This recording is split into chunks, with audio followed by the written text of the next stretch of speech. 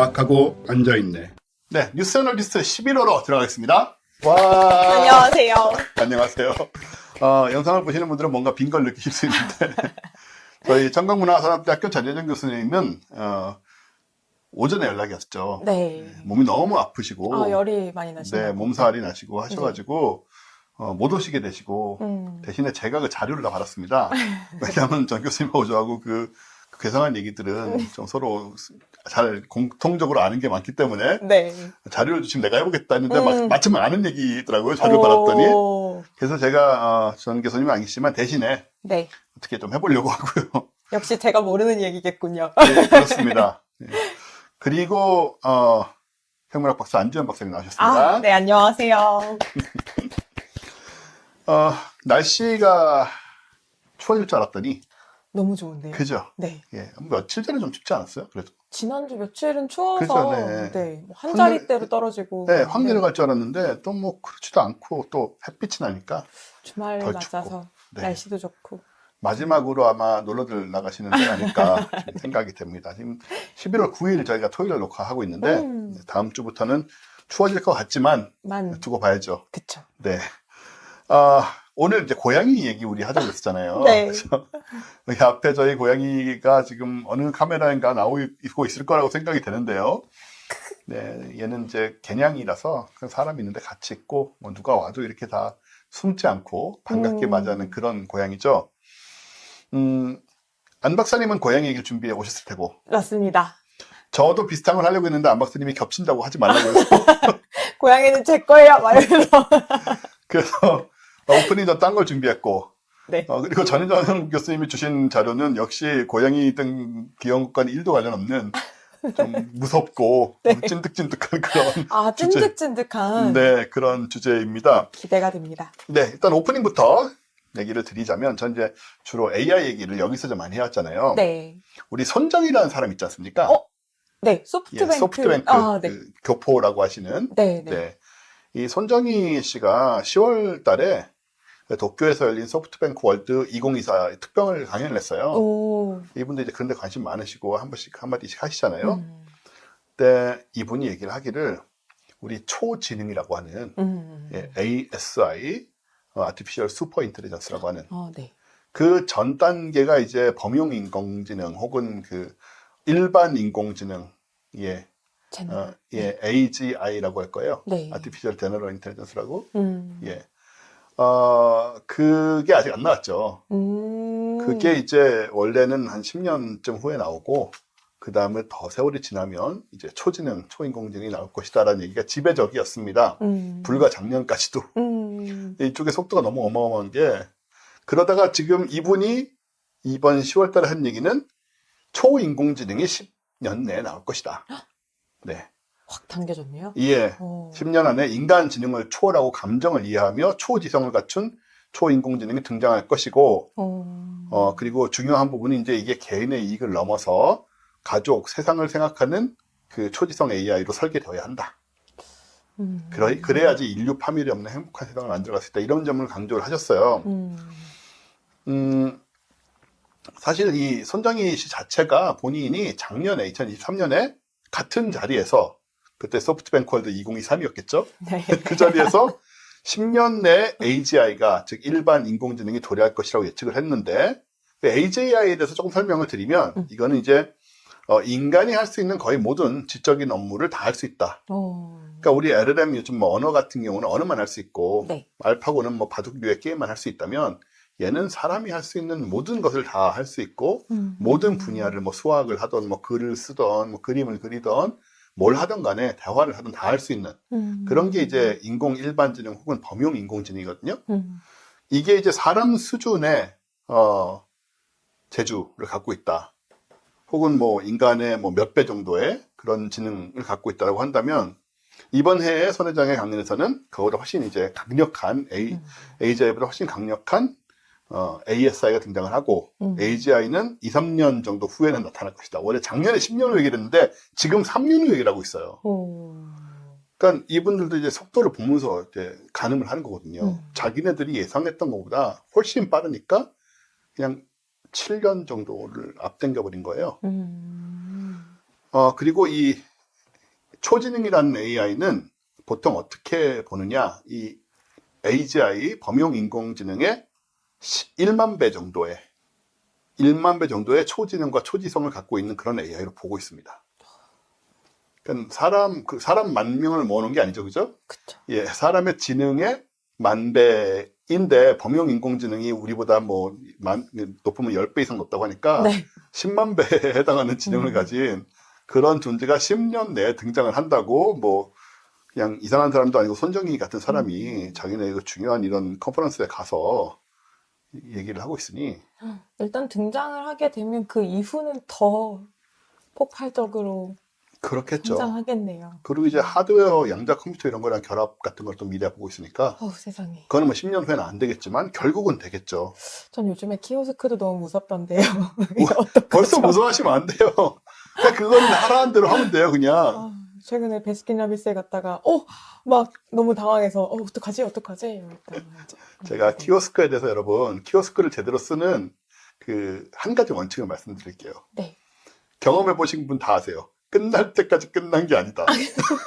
아니 계속 내가 골랐는데 담았는데 뭐 포인트 정리 뭐 할인도 종류가 많은데 거기 골라야 되고 그러니까요. 그다음에 이거랑 이거는 중복이 안 되는데 또 저거랑 저거는 중복이 되니까 또 잘못하면 다시 처음으로 가고 근데 갑자기 뒤에 막 그 청소년들이 줄을 서기 시작하면 마음이 너무 촉박하고 그래서 먼저 하라고 이렇게 양보를 하게 되는 일이 일어났습니다. 네. 드디어. 큰일 났습니다. 일단은 여러분 그 욕심내지 마시고 키오스크 가서는 본인이 그냥 확실히 아는 거 아니면 다 안 한다고 하시고 안 한다고 누르고 맨 마지막에 끝날 때까지 끝난 게 아니란 말은 뭐냐면 장바구니에 들어간 상태에서 결제 버튼을 또 눌러야 돼. 그럼 거기 신용카드랑 그냥 뭐냐 또 떠. 그래가지고 내 카드가 들어갔다 나올 때까지는 아무것도 안 된 거예요. 그러니까 끝날 때까지 끝난 게 아니라는 그 멀쩡하게 서 있으면 안 됩니다. 그 앞에서. 내 카드든 뭐든 들어갔다 나오지 않으면 끝난 게 아닙니다. 그래서 집중을 하고 있어야 되네요. 네. 이거 왜 이 얘기가 나왔는지 모르겠는데 지금. 근데 사실은 네. 이런 게 발전하면 오히려 우리가 그런 거 신경 쓸 필요 없어요. 근데 얘네가 다 알아서 하죠, 오히려. 그렇겠죠? 그럼요. 점점 단순화되는 거예요, 오히려 반대로. 오케이. 네. 지금은 과도기라고 생각하시고 조금만 참으시면. 설득당했습니다. 네. AI 만세. 그래서 사실 걱정도 하죠. 뭐 그런 차원의 문제뿐만 아니고 지금 이 AI가 가지고 있는 그 우려들이 많으니까 그런 부분에 대한 언급도 하셨는데 일단은 인간의 뭐 수만 배 이상의 지능을 가진 AI가 10년 내 출현한다고 주장을 하고 계시고 그리고 지금 사실은 챗GPT가 어마어마하게 발전하고 있잖아요. 네. 제가 챗GPT 유료 사용자하고 5.1을 쓰거든요. 가장 최신 버전. 근데 얘랑은 제가 자기 전에 한 번씩 대화해요, 말로. 어떤 대화를? 뭐 여러 가지 모든 대화를 합니다. 대화가 잘 됩니다. 상냥하고요. 말투도 좋아졌고, 그리고 잡작같이 알아들어요. 제가 좀 이상하게 말을 해도 다 알아듣고. 음성으로 하시나요? 음성으로 하는데요. 이게 훌륭한 점이 뭐냐면, 예전하고 달라진 점이, 일단, 사실, 받아쓰기 같은 걸 시켜도 얘가 훨씬 잘하는 게, 얘는 맥락을 읽잖아요. 네. 그래서 시리 같은 애들은 맥락을 못 읽으니까 뭐 하다 보면 막 짜증난단 말이에요. 그 뻔한 말들 아니면은 무슨 말인지 잘 이해 못하고 많이 쓰는 말 쪽으로 자꾸 옮겨가는 그런 자동 수정에서. 근데 얘는 챗GPT는 저랑 대화하고 있는 맥락을 이해하고 있기 때문에 제가 좀 이상하게 말해도 찰떡같이 알아들어요, 그냥. 뭐 좀 이상한 단어를 말해도 지가 고쳐가지고 다 알아듣고요. 그런 게 진짜 옛날하고 다른 점인데. 한번 대화 잠깐 해볼까요? 말 나온 김에? 그럴까요? 네. 제가 저 한 번도 안 써봐서 말로 하는 거는. 진짜요? 네. 이게 아마 아직 다 되진 않을 거예요. 이것도 약간 선별적으로 어떻게 순서대로 좀 되기 시작했어요. 네. 안녕. 오늘 토요일인데 나 유튜브 녹화하고 있어. 어떻게 진행하고 계신지 궁금해요. 나 지금 토요일인데 유튜브 찍으면서 AI 발전에 대해서 이야기하고 있거든?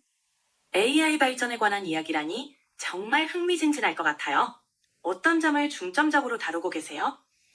손정희 소프트뱅크 그룹 회장이 지난달에 컨퍼런스에 나가서 강연을 했는데 초인공지능이 10년 내에 생겨난다는 거야. 너 어떻게 생각하냐? 그 강연 정말 흥미롭겠네요. 손정희 회장 말대로라면 초인공지능이 10년 내에 등장할 가능성도 배제할 수 없을 것 같아요. 기술의 발전 속도가 정말 빠르니까요. 하지만 초인공지능이 우리 사회에 어떤 영향을 미칠지에 대해서는 신중하게 생각해봐야겠죠? 원종우님은 어떻게 생각하세요? 많은 사람들이 위험할 수도 있다고 생각을 하잖아. 초인공지능은 인간보다 뭐 몇만 배 더 지능이 높을 수도 있으니까 위험할 수 있지 않니? 맞아요. 초인공지능이 인간보다 월등히 높은 지능을 갖게 된다면 그 영향력은 상상하기 어렵죠. 그래서 초인공지능 개발에 있어 안전성과 윤리적인 측면을 고려하는 게 매우 중요하다고 이야기해요. 원종우님은 이런 부분에 대해 어떻게 생각하시나요? 뭐 질문을 자꾸 하고 그래. 내가 너한테 질문하고 있는데 오늘 좀 애가 멍청해요. 이거보다 훨씬 잘해 원래. 와, 근데 좀 놀란 게 네. 제가 상상했던 목소리가 아니에요. 이게 새 버전이에요. 그러니까 저는 제가 생각했을 때 보통 이런 인공지능의 목소리, 그다음 기계음이라고 한다면 되게 정말 우리가 알고 있는 그 어떤 뭐 모바일 뱅킹 할 때 나오는 목소리랄지 그렇죠. 막 그렇죠. 이런 짜여진 성우 목소리랄지 이런 줄 알았는데 되게 주변에서 들을 수 있는 평범한 사람의 목소리를 네. 일부러 한 것 같은 느낌이 드네요. 최근에 업데이트된 목소리고 이제 6가지 목소리 중에 고를 수 있는데 와. 저는 이제 이 목소리 골랐죠. 오. 그러니 앞으로 10년쯤 후에 초지능이 이렇게 대화를 하게 되면 어떻게 되겠어요? 지금도 이런데. 그러면은 이제 어느 순간에 구분이 어려운 전혀 안 될 거예요. 상황이 올 수도 있을 것 같고. 챗GPT가 나온 지 아직 2년이 안 됐거든요. 네. 그러니 이제 그새 이렇게 원래 그거에서 이렇게 발전했으니 여하튼 뭐 잠깐 보여드렸고 사실 이 5원 버전이 챗GPT 처음으로 좀 사람처럼 생각하는 능력을 갖고 있어요. 그리고 수학처럼 생각해야 되는 질문에도 굉장히 기존의 챗GPT에 비해서 많이 발전해가지고 기존의 수학적인 접근, 수학의 수학 문제 답을 내는 능력이 한 13%밖에 안 됐대요. 다 틀리고. 그러니까 말빨만 그럴싸하지 계산을 못하는. 근데 지금은 93%라고 하고 코딩도 처음에는 11%였는데 지금 89%까지 진화를 했고 그래서 조만간에 일단은 AI가 2, 3년 내로 손정희 회장이 말에 따르면 뭐 일정 관리나 쇼핑 대행이나 전용 상담이나 가정교사, 개인 비서 이런 건 충분히 할 것이다 라고 얘기를 하고 있고 예를 들어서 손정희 본인의 AI 대리인이 다른 사람의 AI 대리인과 소통해서 약속을 잡는다거나 정말 비서들이 하는 일이잖아요. 아, 그러네요. 우리 같이 비서를 고용할 수 없는 사람들한테도 이런 혜택이 주어질 수 있겠죠? 네. 네, 그래서 이런 부분들은 기대가 되지만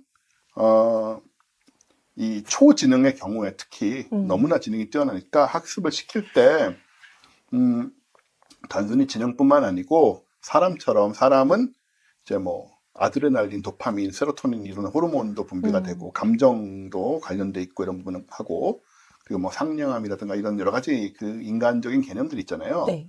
그런 것들도 함께 학습을 시켜서 같이 그렇게 지능만 가지면 무서운 물건이 될 것이고 이런 부분들을 함께 학습을 시켜서 인류에게 좋은 일과 나쁜 일에 대해서 배우고 거기에다 보상도 받는 방식으로 같이 개발해 나가야 된다. 이런 얘기를 굉장히 강조를 하셨어요. 그리고 또 마지막으로 이렇게 얘기하셨습니다. 인류의 뉴런과 시냅스 숫자는 옛날 뭐 수만 년 전부터 아마 1000년 후 이상까지 변화가 거의 없을 거라고 보는데 사실 그렇잖아요. 근데 AI는 너무 빠르게 진화를 해서 수년 내, 이 양반 말로는 수년 내 인간과 AI의 차이가 원숭이와 인류 혹은 붕어와 인류 수준으로 격차가 커질 거라고 얘기를 하고 있어요. 그러니까 10년 후에 AI 초지능은 인간과 붕어 정도의 지능 차이를 우리와 볼 것이다. 그럼 그때는 인간이 붕어 역할이 되는 거죠? 인간이 붕어입니다. 네. 네. 그래서 뭐 대단히 흥미롭기도 하지만 여전히 좀 무섭기도 하고 너무나 빠르게 발전하고 있고 이렇게 권위 있는 사람들이 이렇게 이런 공식적인 자리에서 SF나 나올 것 같은 얘기를 하고 있으니 참 뭐 일단 무시할 수 없다. 저는 기본적으로 잘 풀릴 거라는 기대를 좀 하고 있어요. 예, 사람들이 바보가 아니기 때문에 다만 이 속도에는 우리가 좀 적응을 해야 되고 여기에 맞춰서 기계적인 부분도 그렇지만 사회적인 부분이나 여러 가지로 그쪽은 좀 늦은 경향이 있으니까 AI가 정말 직업, 뭐 실업자를 많이 양산했을 때 어떻게 할 것이냐 이런 거 빨리 대책 세워야 되거든요. 그쵸. 이렇게 빨리 지금 오기 시작하면은 준비를 생각보다 더 빨리 지금 당장 시작해야 되는 부분이 있어서 그 얘기를 또 드렸고요. 전 이렇게 뭐 이걸 뭐 어두운 얘기라고 하긴 그렇지만 딱딱한 얘기였고 그리고 저분이 이제, 예, 지금 보시는 분이 음. 바로 손정희 선생님이십니다. 음. 그리고 이제 안지현 박사님의 고양이 얘기로 네. 들어가도록 하죠. 제목이 고양이야, 그냥. 고양이로 했습니다. 예. 혹시 기억하실지 모르겠지만 지난달에 노벨 생리학상 얘기를 하고 네. 이제 파토님께서 오늘은 뭔가 고양이를 하는 게 좋겠다. 우리가 너무 그런 얘기가 나왔죠. 너무 생물학적인 얘기만 했다. 네, 너무 어려웠어요, 지난번에. 너무 학술적인 이야기만 했다. 이제 이런 제안을 주셔서 고양이를 준비했습니다. 네. 근데 다행히 보다 보니까 사실은 이제 생물학의 뭐 다른 다양한 생물들을 연구를 많이 하고 있지만 고양이 연구는 상대적으로 사람들에게 잘 알려지지 않은 것들이 많더라고요. 왜냐하면 그런가요?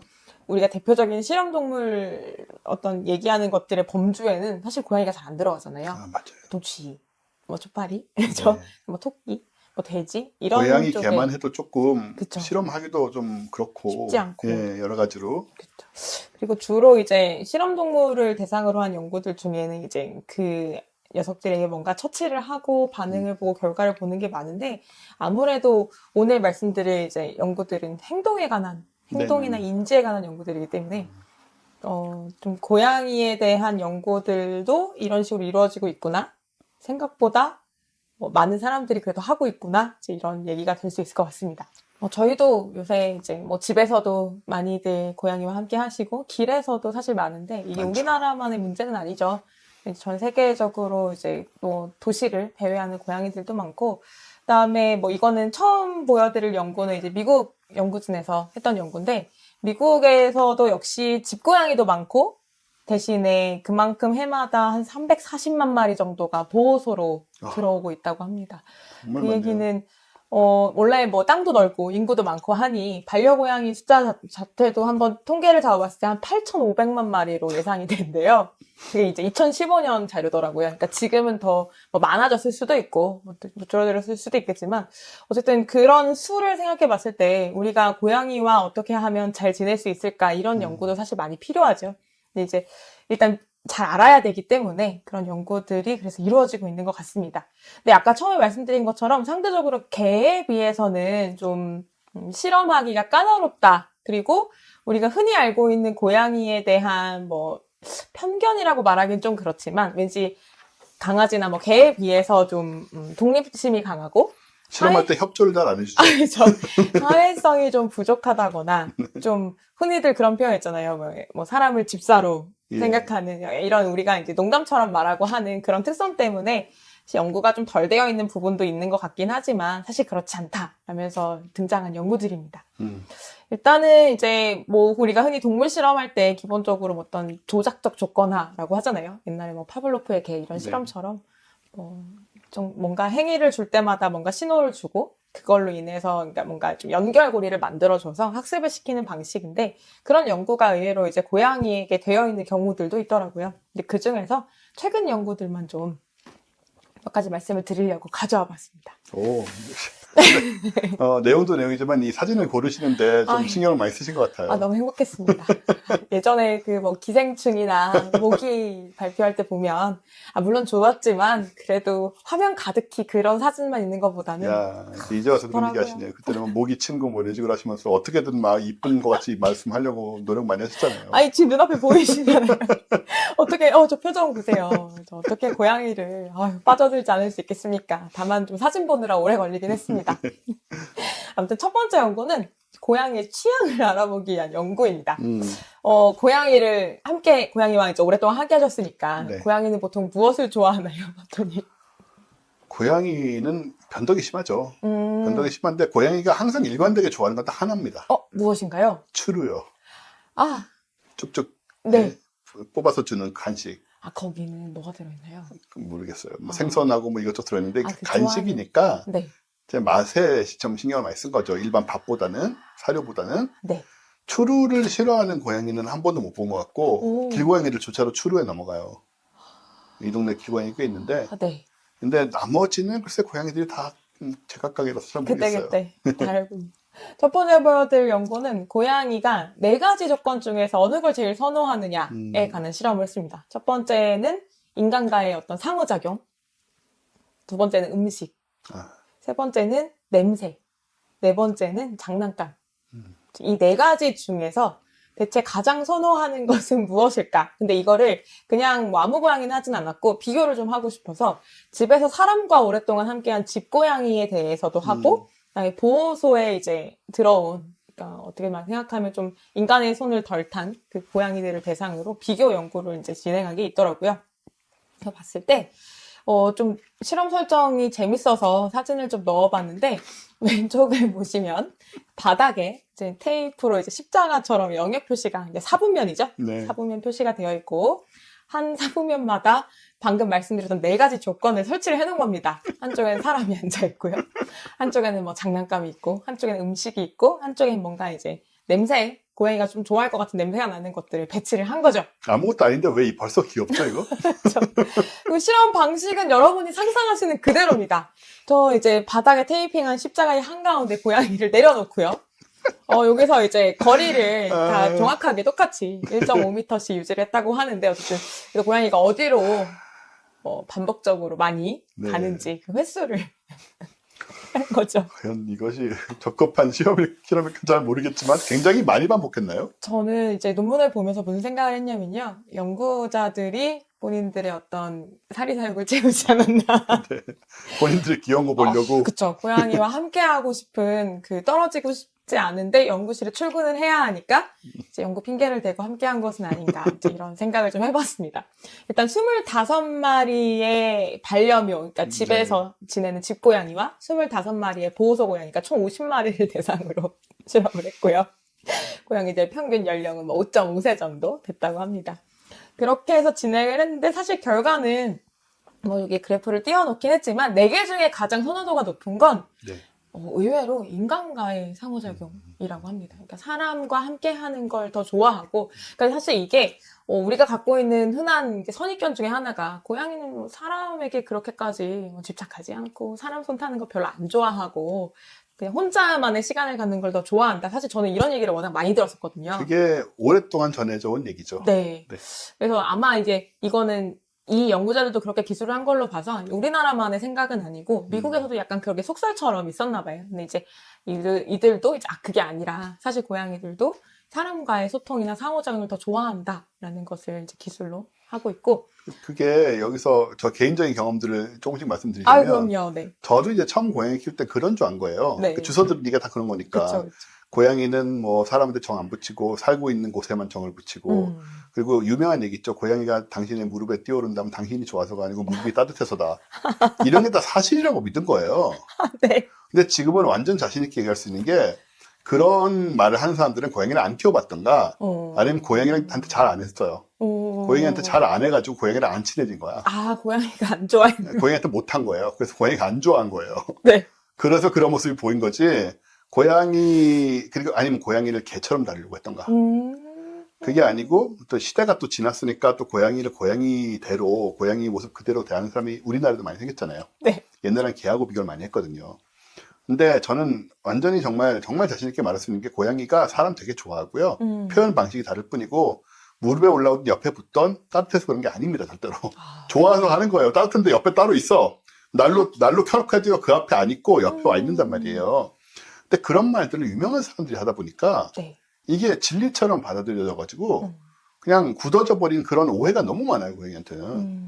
사람도 성격이 다 다르듯이. 그러니까 물론 뭐 안 그런 고양이도 있지만, 네. 고양이들이 전반적으로 보면은 사람 되게 좋아하고, 예, 그렇습니다. 사람하고 가까이 있으려고 하고, 네. 개에 비해서 덜한 거죠. 개에 비해서 혼자 있으려고 하는 시간이 좀 더 있다던가. 그렇지, 그럴 수도 있고. 그런 거지. MBTI로 따지면 개는 극이고 고양이는 I거든요. 네. 그런 차이라고 보시면, 저는 그렇게 생각을 하는데, 이런 실험에서 이제 그런 게 좀 많이 보여지나요? 네. 네. 그래서 실제로 보면 지금 이제 특별히 세세한 것보다는 이제 색깔과 개형을 보시면 될 것 같은데, 왼쪽에 하얀 막대들이 이제 사람과의 상호작용에 관한 그래프. 네. 그래서 이제 음성으로 뭔가 말을 막 도란도란, 아유, 그랬어. 이렇게 말을 한다거나, 아니면 놀아준다거나, 아니면 이렇게 막 쓰다듬어 준다거나, 이런 행위를 더 선호하고, 두 번째 이 까만 막대는 음식이거든요. 치킨, 네. 튜너, 이런 게 있는데, 두 번째가 이제 음식이었고, 세 번째, 네 번째를 보시면 이제 수치가 차이가 많이 나기 시작하죠. 그래서 그렇죠. 뭐 극단적으로 높은 것들도 있긴 하지만 이건 이 안에서의 차이일 뿐이지, 총 횟수나 빈도를 보면 앞에 사람에게 달려가는 게 훨씬 더 많았다. 네. 이런 결과가 나와 있습니다. 우리 교보제로 시험해 볼까요? 지금 교보제가 아주 훌륭한 교보제가 있긴 한데.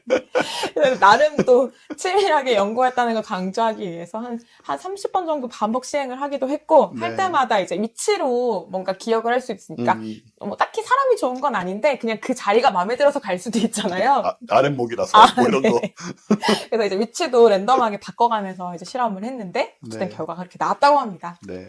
그 다음에 또 추가적으로 마찬가지의 이제 거의 방식인데, 뭐, 집고양이와 그 다음에 보호소 고양이를 비교했다고 말씀드렸는데, 집고양이나 보호소 고양이나 관계없이 이제 사람에게 좀 더 가까이 가는 그런 소셜의 활동을 더 선호한다. 이런 네. 결과들이 나오고, 그 다음에 이제 고양이가 아까 50마리였다고 했잖아요. 네. 또 재밌는 게, 이거 오른쪽 그래프가 밑에 이제 X축에 있는 고양이들 이름이거든요. 네.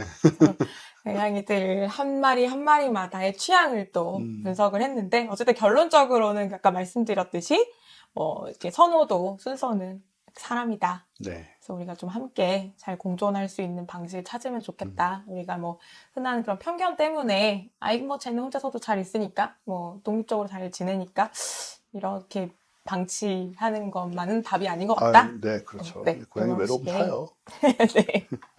그리고 추가적으로 이제 같이 기술했던, 그러니까 이 연구자들이 직접 한 건 아닌데, 이제 선행 연구죠. 선행 연구를 언급한 것 중에 재밌는 게 있었는데, 일단 뭐 집고양이나 아니면 그러니까 야생고양이 비교한 것들 중에 좀 날고기 선호도를 비교한 연구가 있더라고요. 뭐 이거는 아마 유추 가능하시지만, 네. 당연히 집고양이보다는 네. 야생고양이들이 날고기를 스스럼 없이 먹는데, 집고양이들은 날고기에 대한 선호가 없었다. 안 먹어요. 네. 네.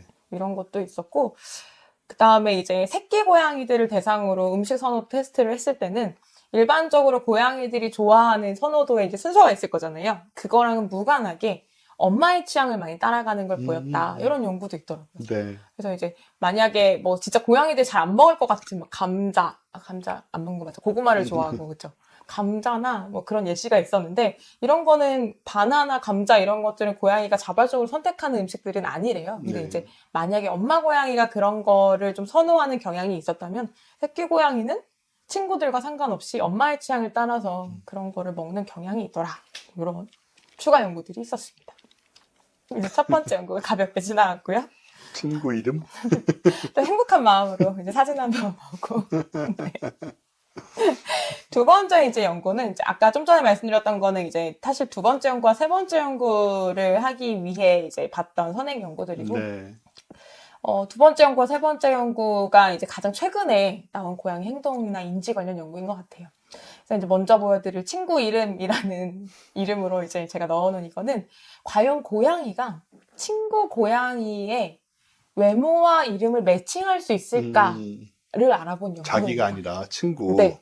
그래서 약간 그런 거 있잖아요. 그러니까 집에 고양이를 물론 한 마리만 이제 함께 하시는 분도 있지만, 두 마리 이상의 고양이를 같이 이제 지내시는 경우에, 그러니까 사람이 뭐 각각 다르게 부르겠죠? 뭐 누구야 이렇게 부를 텐데, 그거야 뭐 사람이니까 당연히 구분해서 부르는 거고. 근데 고양이들도 서로 얘는 뭐 민키고 쟤는 다롱이고 이런 것들을 서로 인지를 하고 있을까? 쉽게 말하면 그런 연구가 될 텐데요. 그래서 어떻게 연구를 했냐면, 고양이를 이제 잡아서가 이제 무릎에 앉혀놓고, 그 다음에 내가 연구자인 거죠. 연구자가 고양이를 안아다 무릎에 앉히고, 앞에는 이제 랩탑이 있었습니다. 네. 그리고 화면에는 고양이가 같이 지내던 친구 고양이 사진을 띄워주는 거예요. 그리고 그 고양이의 이름을 부르는 음성이 같이 나옵니다. 네. 그러니까 연구자는 앉고 가만히 앉아서 이제 버튼을 눌러주면 화면에 친구 고양이의 사진과 그 친구의 이름을 부르는 목소리가 나와요. 그래서 이제 그런 걸 이제 몇 번 보여주고요. 그 다음에 두 번째 실험에서는 친구 고양이 얼굴이긴 한데 다른 이름을 부르는 목소리가 나오는 거예요. 즉 얘는 민키인데 처음 실험에서는 목소리가 민키 이렇게 나오는데, 두 번째에는 민키 사진을 끼워놓고 다롱이 이렇게 부르는 거예요. 그럴 때 고양이가 어떤 반응을 보이는지를 본 겁니다. 그래서 지금 실험 설정이 화면에 나와 있는데, 제가 귀여워서 자꾸 실실 웃네요. 그 빨간색으로 표시된 화살표가 있고 파란색으로 표시된 화살표가 있는데 빨간색 화살표의 처치는 사진과 그 사진을 부르는 목소리가 일치하는 경우, 즉 민키를 민키라고 부르는 경우입니다. 그래서 네. 일치 상황으로 봤고요. 파란색 화살표는 불일치 상황입니다. 즉 민키 사진을 띄워놓고 다롱이라고 부르는 상황이에요. 네. 그래서 그 상황에 계속 노출을 시키면서 고양이가 어떻게 하는지를 봤는데 그러면 대체 두 가지의 행동의 차이가 있어야지 이게 연구가 가능한 거잖아요. 그렇죠. 그래서 도대체 무슨 차이를 봤나 저도 궁금해서 봤더니 일치 상황이면 딱 봤을 때 뭐야 아는 애네? 이러고 고양이가 크게 집중을 하지 않는데요. 근데 분명히 얘는 민키인데 목소리가 다롱아 이렇게 부르는 게 나오면 약간 뭐지 싶어서 화면을 좀 더 집중해서 본다는 거예요. 확인하려고 네. 맞나. 그래서 화면을 이렇게 집중해서 보는 시간이 더 길어진다고 합니다. 웬일이야. 불일치 상황에서. 웬일이야. 그래서 진짜 그런지를 테스트를 했는데요. 또 이제 한 마리를 하지 않았겠죠. 네. 연구자들은 고양이를 사랑하는 사람들일 테니까요. 기왕이면 많은 고양이를 이제 안아보고 싶은 것이고. 네. 그래서 여기 보면 실험자 1의 역할, 실험자 2의 역할이 있는데 실험자 1 누구신지 모르지만 너무 부러운 게 계속 고양이를 안고 있고 고양이가 혹시 막 이렇게 도망가려고 하면 약간의 제지를 하는 역할을 하셨다고 해요. 그래서 이제 여러 가지 여러 연령대와 그다음에 조건의 고양이들을 데리고 실험을 했는데 뭐 여기에서 또 한 가지 변수는 이제 집에서 같이 지내는 집고양이와 그다음에 이제 우리나라에도 광고를 본 것 같은데 고양이 카페라는 있죠. 게 있잖아요. 거기는 이제 진짜 수십 마리, 수백 마리 고양이들이 함께 지내죠. 그래서 거기서 다른 친구들과 함께 지내는 고양이들, 그다음에 일반 가정에서 2마리 이상의 어떤 뭐 대가족이라고 해야겠죠. 대가족과 함께 지내는 고양이, 요 두 집단을 비교를 했습니다. 네. 그래서 결과를 보면 오른쪽인데요. 이렇게 보시면 빨간색은 그냥 색깔로만 우리가 편하게 구분할 수 있게 그래프가 되어 있는데 빨간색은 일치 상황이에요. 네. 파란색은 불일치 상황입니다. 그리고 집고양이 같은 경우에는 경향성이 더 뚜렷하게 나타났는데 카페 고양이들은 의외로 이 경향성이 잘 안 나타났다고 합니다. 이유는 뒤에서 말씀드릴 거고요. 일단 집고양이 결과로 알 수 있는 점은 아까 말씀드렸지 불일치 상황에서 고양이가 화면을 더 오랫동안 응시하더라. 그리고 약간 재밌는 기술인데 동공이 확장돼서 너무 귀여웠다. 이런 표현이 좀 약간 돌려서 논문에 써 있다는 게 너무 신선했습니다. 네, 그랬습니다. 그래서 그거를 이제 위반 지수라고 해서 그러니까 고양이 입장에서는 불일치 상황을 위반된 상황으로 이제 인식을 할 수 네네. 있잖아요. 그거를 위반 지수로 이제 약간 수식을 이용해서 환산을 했는데 환산을 한 경우에 비교해 봤더니 카페 고양이들보다는 집에서 지내는 고양이일수록 불일치 때 집중하는 시간이 더 길었다. 첫 번째. 그럼 대체 고양이 카페에 있는 고양이들은 왜 그런 경향이 덜 나타났을까 생각해보면 고양이 카페에 수십 마리 친구들과 함께 있다 보니 얘네들도 친구 이름을 잘 모르는 거죠. 우리도 그런데요. 그래서 그렇게 이제 해석이 됐고요. 그쵸. 너무 많으니까요. 아이고. 그 다음에 여기 이제 그래프로는 결과가 안 실려서 제가 넣진 않았는데 그냥 말로 말씀을 드리면 대가족하고 같이 지내는 경우에 그러니까 집고양이라도 뭐 1인 가구에서 고양이 2-3마리를 키우시는 경우도 있지만 뭐 5인 이상 막 이렇게 되는 대가족인데 고양이도 여러 마리 키우는 경우가 있잖아요. 그 경우에 대가족과 함께하는 고양이일수록 훨씬 더 좀 인지를 잘 하는 것 같다. 이제 이런 기술도 되어 있었습니다. 그래서 이제 이거에 관해서 좀 추가적인 연구가 필요하다. 이제 이런 제언이 2023년 연구에 되어 있었고요. 그래서 이 연구진이 우리 고양이 연구를 좀 더 해볼까 해서 2024년 10월에 최근에 이제 새로운 연구를 발표하게 됩니다. 그게 바로 이건데요. 뭐 간단하게 뭐라고 표현할까 하다가 이름만이 아니다 라는 것으로 체크를 했습니다. 그러니까 방금 말씀드렸던 연구에서는 이제 친구 고양이의 얼굴과 이름 매칭이었죠. 네. 근데 사실 그 연구자들이 뭐도 같이 했었냐면 같이 지내는 그러니까 집고양이의 경우에 같이 지내는 사람의 얼굴과 이름도 테스트를 했었어요. 근데 이제 같은 결과가 나왔습니다. 네. 마찬가지로 일치하는 경우에는 뭐 쟤지 뭐 이렇게 지나가는데 뭐 파토님 사진을 찍어놓고 여기다가 뭐 안주현 이렇게 보면 뭐지? 이러고 이제 보는 이러고 그렇죠. 저게 안주현이야? 네. 그런 연구 결과가 나왔다. 이제 이런 거였는데 그걸 이제 추가적으로 어디까지 이제 좀 확장을 해보고자 했냐면 이들이 혹시 얼굴뿐만 아니라 어떤 특정 단어와 어떤 그림을 연결시키는 거를 고양이가 좀 할 수 있는 게 아닐까. 그래서 좀 인지력에 대한 테스트로 확장을 하게 됩니다. 어휘력도요? 맞습니다. 네. 그래서 소위 말해서 단어를 구분해서 이해할 수 있느냐, 얘랑 얘가 다른 거, 그 다음에 어떤 특정 사물이 있을 때, 뭐 저게 카메라다라고 하는 것을 얘가 알아들을 수 있느냐, 이런 거에 관한 테스트라고 볼 수 있겠습니다. 흥미롭네요. 그래서 시험 방식을 보시면, 저의 짐작은 분명히 작년 실험에서는 실험자 1이 고양이를 무릎에 앉혔단 말이죠. 네. 근데 2024년 이번 실험에서는 고양이를 저렇게 그냥 러그 위에 놨단 말이에요. 네. 이것은 내부에서 질투가 있었던 것이 아닌가라는 제 멋대로 음모론을. 불공정하다라는 그렇죠. 그런- 왜 너만 자꾸 고양이를 안고 실험하냐? 이제 이럴 수 있는데 이게 사실 이건 농담이고요. 사실 그런 효과도 있을 수 있을 것 같아요. 그러니까 실험자가 안고 있다 보니까 혹시나 의도하진 않았는데 좀 고양이가 올바른 반응을 보이거나 했을 때 자기도 모르게 몸이 조금이라도 움찔하거나 그럴 수 한다면 고양이의 반응에 영향을 줄 수도 있잖아요. 그래서 제 생각에 변인통제 때문에 그런 게 아닐까. 라는 생각은 들었고요. 어쨌든 이제 귀여운 고양이가 랩탑을 보고 있는 모습입니다.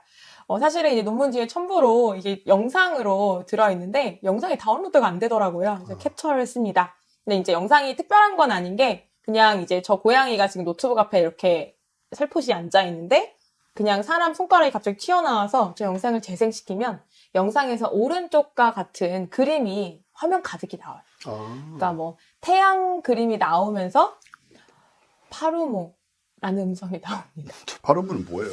저는 이게 처음에 혹시 태양이 일본어로 파루모가 있는데 그러게요. 일본 연구생이거든요. 근데 그게 아니라 일부러 의미 없는 단어를 불러주는 거래요. 평소에 쓰지 않는 말. 맞습니다. 네. 그래서 평소에 고양이가 들어보지 않았을 그리고 얘 자체는 아무 의미 없는 그냥 소리라고 하고 그래서 태양 사진을 띄우고 파루모 그다음에 구름 사진을 띄우고 케라루 이렇게 7초씩 사진을 보여주면서 파루모 반복하고 그다음에 7초 뒤에는 구름 사진으로 전환해서 케라루 반복하고 다시 7초 뒤에 파루모 하고 이거를 반복적으로 8번을 했대요. 8세트를 학습시키는 거죠. 학습이 됐다 싶으니까 이제 테스트 화면으로 넘어가는데 테스트는 이제 우리가 학습했던 대로 태양 사진을 띄워놓고 파루모 그다음에 구름 사진을 띄워놓고 뭐 케라루라고 하는 그 일치 상황 첫 번째 두 번째는 아까 이전 실험처럼 불일치 상황으로 반대로 섞어서 주는 거죠. 그렇게 했을 때 고양이가 과연 어떤 반응을 보이느냐 이걸 이제 테스트를 한 거죠. 짐작은 되시겠죠? 네. 그렇죠. 그래서 단어랑 그림의 조합을 그대로 자연스럽게 받아들이는지 아니면 좀 어색해하는지 이걸 본 거고요. 결과를 봤을 때는 뭐 짐작하시겠지만 이전 연구에서와 마찬가지로 굉장히 놀라운 속도로 학습이 일어났다. 즉 우리가 아까 이제 초기에 말씀드렸지만 동물 실험에서 고양이가 잘 사용되지 않는다고 생각하고 사용되지 않는 이유는 얘에게 학습을 시킨다는 것 자체가 굉장히 까다로울 것이다라는 선입견이 있어 왔는데 사실은 실제 이렇게 해보니까 굉장히 빠른 속도로 단어를 습득하는 걸 알았고 이거를 인간의 아이, 그러니까 유아가 이제 단어를 습득하는 속도랑 비교를 했을 때 물론 이제 딱 떨어지게 1대1 대응으로 똑같은 조건에서 비교한 건 아니긴 한데 그걸 비교했을 때 사람보다 굉장히 빠른 속도로 학습이 일어난다는 것도 확인을 했다고 합니다. 그래서 이제 이걸 반복 시행했을 때 사람의 경우에는 한 20초 정도 노출을 4회 정도 반복했을 때 유아가 이제 한 어휘를 습득을 할 수 있었다고 해요. 근데 이제 고양이 같은 경우는 그냥 9초만 보여줘도 학습이 일어나는 것을 확인을 했다. 이제 이런 식으로 연구자들이 이제 기술을 하고 있고요. 사실 이걸 제가 오프닝 때 네. 매우 짧고 네. 비전문적으로 얘기하고 넘어가려다가 안지훈 박사님이 이렇게 제대로 해주시는군요. 안 하길 잘했네요. 아이고, 감사합니다. 양보해 주셔서 감사합니다. 무슨 말씀? 그리고 또 재미있는 건 이제 이 어떤 연구진들은 또 역시 저의 주관적인 의견이 좀 섞여 있는데 고양이를 숭배하시는 분들이라 왜냐면 이제 논문 기술에 이미 제 생각에는 이미 본인들의 그게 들어있어요. 고양이 너무 좋아, 고양이 네. 귀여워 이런 마음이 들어있는데 그런 식으로 뭔가 그런 마음 때문에 왜곡되는 걸 싫어하지도 않을걸요, 저 사람들은. 이미 홀려가지고. 네. 홀린 자들은 원래 그런 거잖아요. 네. 뭐, 왜곡되든 말든. 네. 또 뭐가 있었냐면, 그래도 이제 되게 자세하게 기술을 했던 게, 왜냐면 이런 것들은 좀 이런 행동 연구는 방법적이나 이제 과정에 관해서 자세하게 기술되어 있지 않으면 이걸 믿을 수 없다라는 판단을 받을 수 있거든요. 근데 놀랍게도 이게 실린 학술지는 굉장히 명성 있는 학술지입니다. 사이언티픽 리포트거든요. 네, 여기 나름 이제 근데 그 사람들은 실렸는데 어떨지 모르죠. 뭐. 그쵸, 그쵸. 기술해 보면은 이제 뭐 여러 수십 마리의 고양이를 데리고 테스트를 한다고는 했지만 어떤 고양이는 첫 시도에서 높은 데로 올라가 버려서 첫 번째 데이터만 있고 두 번째부터는 데이터가 없다던가 네. 그다음에 어떤 고양이는 네 번째 시도에서 으르렁거리고 화를 내기 시작했기 때문에 이후에는 참여할 수 없었다거나 이런 게 굉장히 뭐 자세하게 기술이 되어 있었습니다. 너무 막 눈에 보인다. 그쵸. 그분들의 신기를 좀 거스르면 이제 실험에서 바로바로 제외시켜 드린 이런 게 있었고 네. 그래서 결론적으로는 이제 결과는 아까도 말씀드렸지만 스위치되지 않은 상황, 즉 전환되지 않고 일치된 상황에서 훨씬 더 그러니까 짧게 그냥 네네. 응시를 했고 전환된 상황에서 노출을 시키면 이 뭐야 아니잖아 라는 그런 말을 하듯이 화면을 이렇게 뚫어져라 보는 걸 확인을 할 수 있었다고 합니다. 그래서 이제 논의 단계에서 같은 조건에서 이제 개랑은 어떻게 다를까 이제 이거를 이제 기술을 했는데요. 사실 이제 강아지, 그러니까 개 같은 경우에는 이런 사람의 어떤 말을 혹은 의사를 알아들었는지 이제 테스트를 할 때 좀 더 명시적으로 뭐 물건을 가져오게 하는, 예를 들어 뭐 우산에 대해서 알려줬다. 그럼 우산, 사물을 한 4-5개 늘어놓고 그 중에 내가 우산 가져와 하면 우산을 가져오는지, 뭐 카메라 가져와 하면 카메라를 가져오는지를 테스트가 많이 되어 있대요. 근데 그런 속도랑 비교했을 때 그런 학습이 일어나는데 걸리는 시간과 이번에 고양이의 학습이 일어나는 시간을 비교하면 고양이가 훨씬 빨랐다는 거죠. 근데 다만 그걸 가지고 단정적으로 말을 할 수 없는 건 강아지가 그것을 진짜로 인지했는지 우리가 확인하는 건 얘가 물건을 가서 가져오는 것까지 확인을 했는데 이거는 고양이 그냥 앉아가지고 화면을 뚫어져라 봤는지 그냥 대충 봤는지 이것만 가지고 한 거잖아요. 그러니까 이제 사실 같은 선상에서 비교는 불가능하긴 하다. 네. 그래서 고양이한테는 물건을 가져오라고 시킬 수가 없으니까 그쵸. 안 하니까요. 그쵸. 그래서 추가 연구가 필요하다. 와, 과연 무엇을 했을까요? 이건 좀 모르는 얘기입니다. 이제. 네. 그래서 이제 이분들은 추가 연구를 하고 싶다는 욕망을 디스커션에서 기술을 하시고 있고, 네네. 저는 내년쯤에 아마 이분들이 또 무슨 연구를 했는지를 아, 찾아보고 싶다. 아직 하진 않았고. 네네. 네, 다만 이제 마지막에 말씀드린 그 고양이가 사물을 과연 가져올 수 있느냐에 관한 연구가 있긴 있더라고요. 근데 네. 이거 좀 재작년 연구인가 아무튼 그렇긴 한데, 보통 생각할 때 개들은 뭔가 던지면 물어오고 이런 놀이를 좋아하지만 고양이는 안 좋아할 것이다라고 생각하는데 그 연구에서는 그러니까 실험 대상 중에 한 40%의 고양이들은 물건을 던지고 물어오는 걸 좋아하더라. 네. 라는 것이 이제 결론이긴 했습니다. 이제 여기에 같이 얹기에는 좀 결이 다른 것 같아서 넣진 않았어요. 제가 영국에서 키우던 고양이가 네. 테니스공 물어왔거든요, 항상. 테니스공이요? 예, 그래서 제가 테니스공 던져주면 엄청 빨리 달려가서 물어가지고 가지고 와서 또 저한테 갖다 주고. 그런 고양이였어요, 걔는. 뭐야. 그러니까 그런 고양이들도 있고, 네. 예, 뭐 아닌 고양이들이 더 많을지 모르지만 분명히 있습니다. 제가 직접 퍼스트로 1인칭으로 경험을 한 상황이기 때문에 그래서 고양이들 중에서도 그런 고양이들 분명히 있다. 네, 경험자의 증언이 또 그건 이렇게 확실합니다. 같은데. 그리고 저 이 얘기 봤는데 뭐 더 얘기 아니.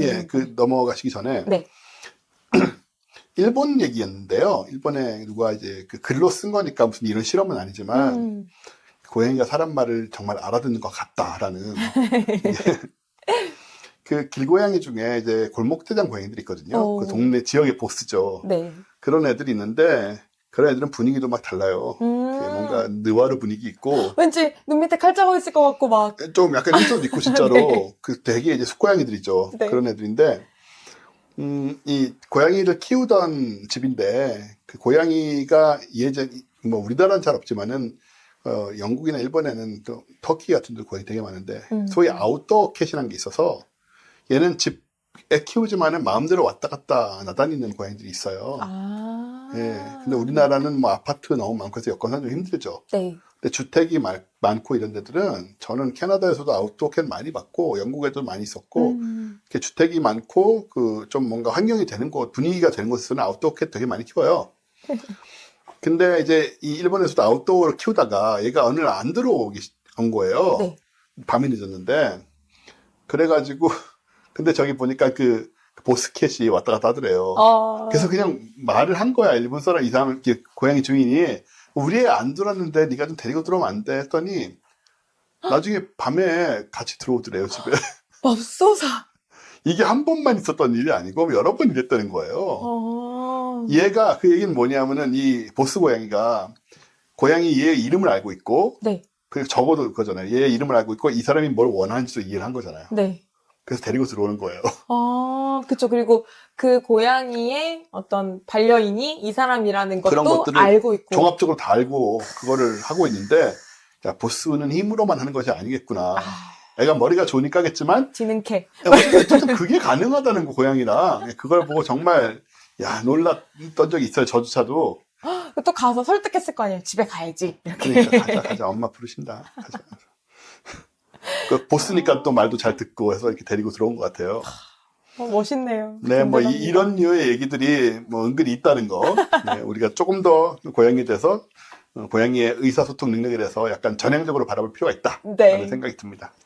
마지막은 이제 논문의 마지막에도 이 문장이 써 있어서 저도 그대로 갖고 왔습니다.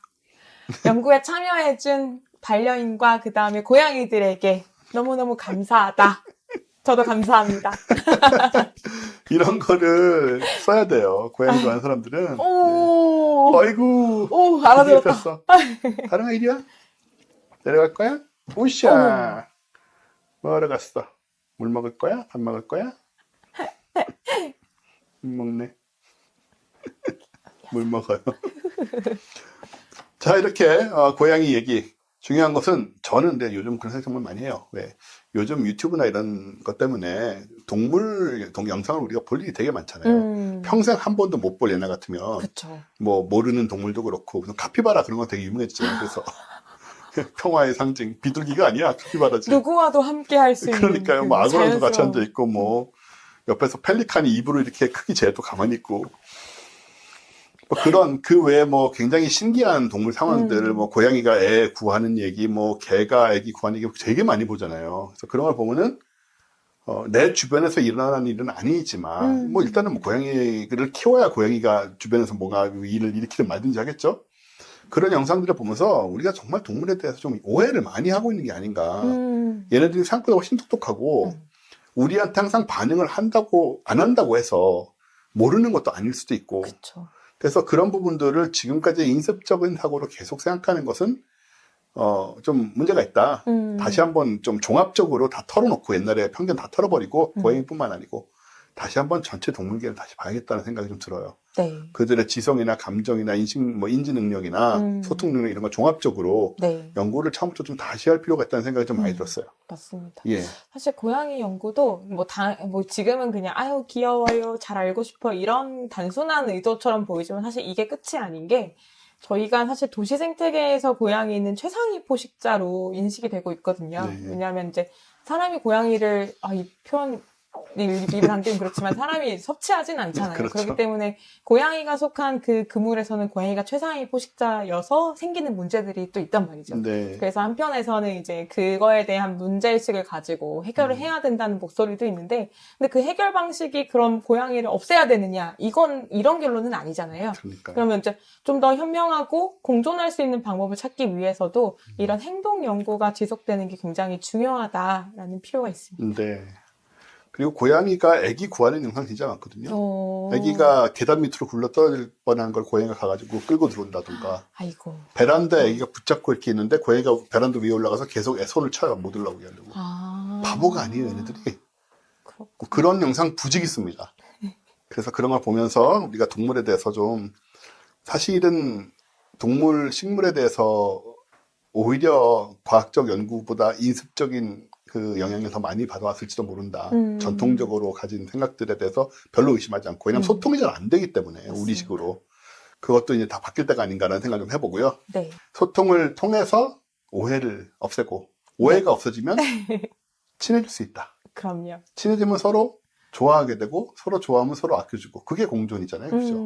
네, 그런 공존은 감정적인 에너지와 감정적인 투자가 없으면 불가능할 거라고 좀 봐요. 그래서 아주 좋은 얘기 해주셨고, 예, 저희 오프닝은 그래서 음울한 AI, 우리보다 10만 배 뛰어난 AI가 나타나서 이제 뭐 뭔가 하겠다라고 하는데, 그 와중에 우리와 고양이는 또 뭐 어떻게 될까요? 우리한테 그 AI가 많은 자유시간을 주면 우리는 그만큼 고양이랑 보내는 시간이 많아지겠죠? 그럼. 그런 식으로 의외로 고양이 문제가 해결될 수 있어요. 수많은 고양이를 많은 사람들이 입양함으로써 세계평화에 이바지할 것 같군요. 자, 우리 교보제가 계속 돌아다니고 있는데 여러분 지금 영상이 얼마나 찍혔는지 모르겠는데 가급적이면 고양이 얼굴이 자주 나올 수 있게 제가 편집을 좀 해보도록 하겠습니다. 자, 그리고 이제 전혜정 교수님 대신 제가 하게 됐는데 이건 전혜정 교수님 자료예요. 그래서 전혜정 교수님의 크레딧이 절반 이상이다 하고 다행히 제가 좀 아는 얘기라서 제가 하게 됐으니 물론 전혜정 교수님의 그 동안 미모 했을 때 여러분에게 그게 과연 이것이 만족스러운 상황인지는 제가 잘 모르겠습니다. 그럼에도 불구하고 뭐 어떻게 해야죠. 사진을 한 장 옆에 띄울 걸 그랬나요? 옆에 지금 띄워놨습니다. 네, 띄워놨고 제 얼굴 위에다 씌우고 하는 거는 더 흉할 것 같아서 네. 그런 짓은 안 하는 게 좋겠죠. 자, 오늘의 주제는 사혈법입니다. 사혈법이라는 것은 사혈요법이라고도 하고 네. 한마디로 그 피를 빼서 병을 낫게 한다라는 건데 아, 유럽에서 매우 크게 유행했던 그런 치료법이죠. 예. 보시는 것처럼 이게 피를 적게 뽑는 것이 아니에요. 그림에서 아, 보시는 것처럼 저는 처음에 사열이라고 하셔가지고 말만 들었을 때는 그 어렸을 때 수지침인가? 그걸 네, 그런 걸로. 사열침이라고도 부른다라고 해서 그냥 네. 그렇게 손 좀 이렇게 따는 이런 느낌인 줄 알았거든요. 뭐 어혈이라고 해서 뭐 조금씩 피 뽑는 경우는 있잖아요. 체했을 때 막 이렇게 네. 손 따는 거? 한의학에서 그런 경우도 있는데 네네. 부항. 부항도 뭐 약간 그런 개념이지 피가 나오진 않지만 밖으로 네. 핏방울이 살짝 맺히긴 하죠. 아, 그것은 혈액의 손실이라고 말하기에는 너무 적은 양이기 때문에 오히려 이제 몸에 자극을 준다라는 쪽에 가까운 것 같아요. 네. 근데 이것은 그것이 아니고 피를 정말 무지막지하게 뽑는 것을 말하기 때문에 지금 그림 보고 사실 좀 놀랐습니다. 네, 그래서 너무나 비과학적이고 비합리적이라서 그런 관점에서 다루게 된 거죠. 역사는 아주 깊고요. 개념과 역사. 일단 치료 목적으로 인체에서 피를 빼내는 의료 행위입니다. 말 그대로. 정맥을 절개해서 피를 와장창 뽑는 것도 있고요. 거머리를 붙여서 우리도 거머리 가끔 붙이는 거 있었잖아요. 그렇죠? 히루, 네. 네, 거머리가 피를 잘 뽑으니까 거머리를 이용한 방법도 유럽에서도 사용을 했고 자그마치 2000년이 넘는 기간 동안 인류의 특히 서양의 주요 치료법으로 사용되었고 병을 치료하는 효과적인 방법으로 여겨져 왔습니다. 아주 최근까지 사실 20세기까지도 일부 쓰인 전통의 역사를 자랑하는 사이비 치료법이 되겠습니다. 병의 원인을 뭔가 그 나쁜 피로 본 거군요. 네, 그 개념들도 이제 나오는데요. 네. 이 나름대로 철학이 깔려 있죠, 또 이것도. 그쵸. 네. 네, 뭐 그렇지 않으면 2000년이나 전속할 수 없으니까 철학이 엉터리인 게 문제인 거지. 네. 사열의 이론적 기반이 있습니다. 이 인체의 건강은 네 가지 이제 액체가 있습니다. 혈액과 점액과 황담즙과 흑담즙이라는 지금은 우리가 혈액 외에는 혈액 점액 외에는 알 수 없는 나머지 두 개는 네. 그런 네 가지 체액의 균형에 인체의 건강이 달려 있고 질병은 불균형 때문에 나온다. 근데 이런 불균형이라는 개념 자체는 동양이랑 비슷해요. 우리도 그렇게 보지만 우리랑은 관점이 좀 많이 다르죠. 그리고 치료법도 저는 동양 쪽은 우리 한의학이 아직도 쓰이잖아요. 그쵸. 그리고 뭐 어쨌든 통증 치료 이런 데는 확실히 효과가 있기 때문에 그런 자극이라든가 그런 점들은 유효하다고 생각을 해요. 근데 서양 쪽하고 비교를 하면 동양 쪽이 훨씬 섬세한데 서양 쪽 관점은 되게 서양 특유의 뭔가 뭐 서양인이 안 보시겠죠? 서양 특유의 뭔가 그 좀 무대뽀로 막 좀 세게 막 피를 빼도 엄청나게 빼고 막 그런 느낌들을 받는 그런 차이가 있는데 특히 나쁜 피를 제거하면 건강을 회복할 수 있다라고 얘기했죠. 근데 이 네 개의 체액은 저렇게 보시는데 아주 표가 있습니다. 지금 저 내용을 보시면 지금 저기 공기, 불, 땅, 물이라는 소위 사원소가 바탕에 깔려 있는 걸 알 수 있어요. 그렇죠? 저 빨간 거는 공기는 열 그리고 습함, 혈액 이런 거를 같이 이제 포함하는 저 사원소 중에서 그 내용이 들어있는 거고요. 그 다음에 이게 좀 설명하면 되게 복잡해요, 사실. 불이라는 원소에는 열이 있지만 습하지 않고 건조해요, 공기와 달리. 그리고 여름이고 계절로는 당연히. 그리고 황담즙이 저것에 관여되어 있다. 그리고 땅에는 차고 건조하고 가을, 흑담즙. 그리고 물은 냉하고 습하고 뭐 그렇죠 사실이. 그리고 겨울을 상징하고 점액이 관련돼 있다. 이런 식으로 연결을 시킨 거예요. 그 옛날에 그 사원소 솔에서 발전돼서 나온 우리 고양이가 지금 화면을 가리고 있어서 제가 제 화면도 있긴 합니다만은 네. 저기 이렇게 1, 2, 3, 4 적혀 있는데 혈액은 봄, 다혈질. 점액은 뭐냐면 혈액은 다 아시는 거고 점액은 여기서 코하고 기관지에 그 점액 있잖아요. 점액. 콧물. 예, 뭐 네. 그런 걸 말하는 거예요. 가래. 뭐, 투명한, 네. 뭐 가래까지 얘기할 필요는 없는지 모르겠습니다만 네. 투명한 거. 네. 그런 거를 점액을 얘기하는 거고 황담즙, 흑담즙은 사실은 정체가 좀 불분명합니다. 황담즙은 간에서 나오는 액체라고 하고요. 이거는 담즙이라고 우리가 얘기하는 쓸개즙. 네. 예, 뭐 정확하게 간은 아니지만 그쪽으로 연결시킬 수 있을 것 같은데 비장에서 나오는 흑담즙은 정확하게 뭔지 모르겠어요. 뭐 저거는 저 겨울과 우울증을 상징한다 이런 식으로 이제 분석을 이제 해놓고 있고 그래서 사계절마다 해당 체액이 우세해지는 것이 이제 그 흐름입니다. 사계절의 흐름 속에서 이제 우세해지면서 계속 균형이 맞아 떨어져야 되는데 이 흐름과 균형이 깨지면 병 생긴다. 그리고 이것이 이제 사원소에 대응된다. 이런 식으로 그 그리스 고대 그리스 철학에서 연결되는 그런 철학적 바탕을 갖고 있다라고 얘기할 수 있습니다. 말이 안 되는 거라서 그런 거죠. 어렵네요. 네. 아이고. 적용 범위도 많아요. 발열, 염증, 두통. 지금 전 교수님이 이제 내가 보기에는 사혈요법 좀 받아야 될 것 같은데. 아이고. 열나고 머리 아프고 그러다 두통, 그러잖아요. 네. 그죠? 그 사혈요법을 본인이 받아야 되는 상황인데 이걸 저한테 던져놓고 본인은 네. 쉬고 있는 상황이죠. 잘못된 그런 뭔가 일치하지 않는 행동과 말이. 근데 갑자기 궁금해진 게, 네 가지 체액이 있었잖아요? 근데 그 중에 혈액은 이제 한 종류인 건데. 네. 그럼 사혈요법은 그 네 가지 체액 중에서 혈액에 관한 네, 거겠죠? 주로 아마 네, 제 다른 거는 생각에는 빼낼 수가 없으니까. 네, 네. 빼낼 수도 없고 정체도 불분명하잖아요.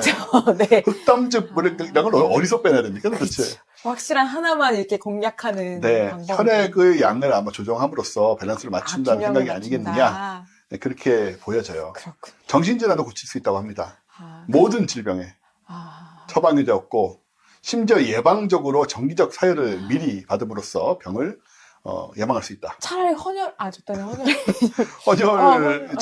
헌혈은 이제 저런 개념이 아니니까. 그렇죠.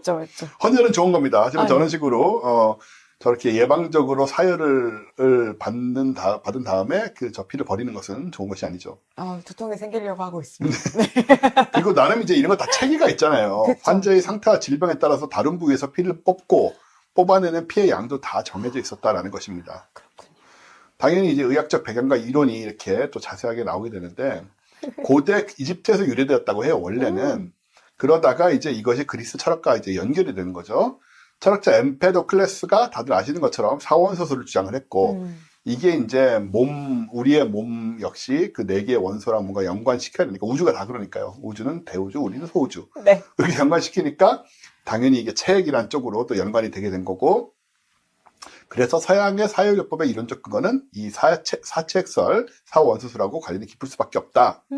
히포크라테스 학파에서 시작이 돼서 갈레노스라는 사람이 있습니다. 저 사람이 네. 완전히 사체액설을 체계화해서 저것이 사실은 중세까지도 계속 그러니까 이 사체액설의 힘이라고 한다면 저것이 중세 근세까지도 계속 그러니까 현대의학이 나올 때까지 계속 1500년 이상이나 진리로 여겨졌다는 거예요. 그러니 당연히 저걸 바탕으로 치료법도 생길 수밖에 없었던 것이고 그러니까 놀라운 부분들이 그런 겁니다. 너무나 오랫동안 저게 살아남았다는 거. 그러니까 현대과학, 현대의학이 등장하기 전까지는 다른 대안이 별로 없었던 거예요. 지식적으로. 그런 거 보면 우리 현대과학이라는 것이 얼마나 좀 역사가 또 짧은가라는 생각도 한편으로 하게 되고요.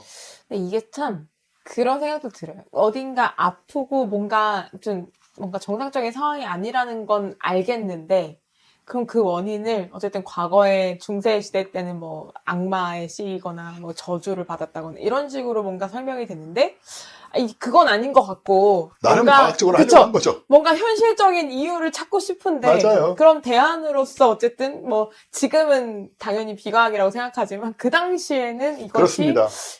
그런 신의 어떤 악마의 이런 개념보다 훨씬 더 과학적이었겠다라는 생각은 드네요. 지금 되게 재밌는 느낌이 뭐냐면요. 네. 평소에 전 교수님이 이렇게 얘기하면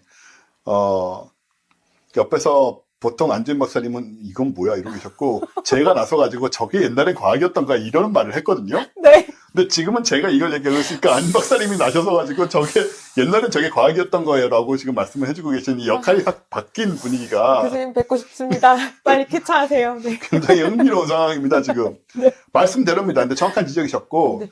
저 때 정말 그 마니어라든가 기타 등등, 악마 씌웠다든가, 이런 식의, 교회 데리고 가서 무슨 고문을 한다거나, 이런 류의 것보다는 훨씬 더 나름대로는 과학이라고 생각했던 뭔가 추구를 한 거예요. 그냥 틀린 거죠. 시대의 한계인 거죠, 사실은. 그렇죠. 그건 어쩔 수 없는 부분이고, 그럼에도 불구하고 이제, 그 갈레노스가 이렇게 체계화한 이후에 저게 1500년이나 지속이 되면서 계속 유지가 됐던 것인데, 그 과정에 또 당연히 부작용도 또 많았겠죠. 피를 빼내는 것이니까. 피뿐만 아니고 다른 액체를 빼내려고 하기도 했습니다. 구토, 이뇨, 설사 이런 걸 통해서. 어쨌든 피 아닌 다른 액체가 나오긴 하니까요. 저런 걸 시키면. 그 과정에서 독극물 중독 및 과다 출혈로 또 많이 죽기도 했고. 그러니까는 이제 배보다 배꼽이 더 크지 뭔가 사람을 좀 구하려다가 죽이는 상황까지 벌어지는 네. 그런 나중에 또 극단적인 얘기도 나오는데 그런 상황들이 있었고 저게 이제 이슬람으로도 전파가 됐고요. 르네상스 이후에 드디어 해부학이 출현하잖아요. 그렇죠. 해부학이 출현하면서 이제 16세기, 18세기 들어서는 이런 소위 액체 병리학이라는 네. 저렇게 불렀다고 하는데 쇠퇴됐지만 이 사열요법 자체는 역시 저런 것들이 그 전통으로서 금방 없어지지 않기 때문에 그렇죠. 유럽에서 20세기까지도 사용이 됐다고 합니다. 그래서 수천 년 전에 편두통 있는 이집트인이나 열이 나는 그리스인들은 피가 수시로 뽑혔을 것이다 라고 짐작이 됐고 저기 지금 4가지 유형의 사람 얼굴이 있는데요. 점액질형과 황담즙형과 그리고 그 혈액형과 흑담즙형이 있거든요. 얼굴로 구분이 된다고 주장을 하고 있거든요. 그러니까 우리가 어디에 해당하는지 여러분 이 그림을 보시면서 한번 생각해 보세요. 저는 지금 제가 보기에는 황담즙 아니면은 혈액 쪽인데 나중에 내용 나오지만 혈액 쪽 사람들은 막 되게 활기가 있고 그렇대요. 저는 그런 과는 아니니까 황담즙과 얼굴만 보면 황담즙 계통이 아닐까라고 생각이 드는데 4명 중에 따지면은 안주현 박사님은 점액질 쪽이 좀 가깝지 않은가. 이게 동일 나이대의 사람인지 같은 성별인지 일단은 그게 잘 모르겠겠어. 약간 그 생각도 나네요. 그 동양의 어떤 사상의학이라고 네네. 불리우는 그 태양인, 태음인, 그렇죠. 소음인, 소양인 네. 그 구분도 언뜻 생각이 나네요. 네. 여하튼 저렇게 이제 관상도 표현을 하고 있습니다. 자, 이렇게 저 4유형의 사람들은 성격도 다 달라요. 다혈질, 혈액이 위주가 되는 사람들은 혈액이 지배적이고 활기차고 낙천적이다.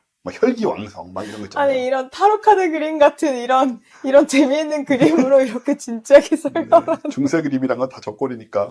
아니, 세상에, 와. 그 다음에 담즙질, 콜레릭은 이제, 아까 제가 아마 저걸였던 것 같은데, 황담즙이 지배적이고 화가 많고 격정적이라고 하네요. 잘 모르겠습니다. 그리고 점액질, 네. 점액이 지배적이고 차분하고 감정 기복이 적다. 아까 지금 안주현 박사님이 뭐였죠? 점액질이었잖아요. 네. 지금 이런 식으로 지금 깨워 맞추고 있는 것 자체가 웃기는 얘기긴 하지만. 네. 근데 MBTI인가? 차분하고 감정 기복이 좀 적으신 편 아니에요? 그래도 그 개 중에? 맞네요, 완전히. 과학이네. 그 다음에 우울질, 흑담즙이 지배적, 우울, 생각이 깊은.